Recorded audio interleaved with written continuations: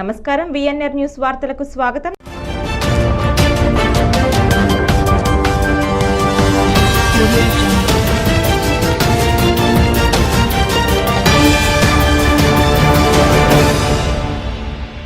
రాష్ట్ర ప్రభుత్వ పౌర సరఫరాల శాఖచే ప్రత్యేక విక్రయ కేంద్రాల ద్వారా నాణ్యమైన బియ్యం విక్రయిస్తామని జిల్లా పౌర సరఫరాల శాఖ అధికారి శంకరన్ అన్నారు. చిత్తూరు జిల్లా పులిచెర్ల మండలం కల్లూరులో శనివారం కల్లూరు రైస్ మర్చెంట్ అసోసియేషన్ ఆధ్వర్యంలో నాణ్యమైన బియ్యం ప్రత్యేక విక్రయ కేంద్రాన్ని డిఎస్ఓ ప్రారంభించారు.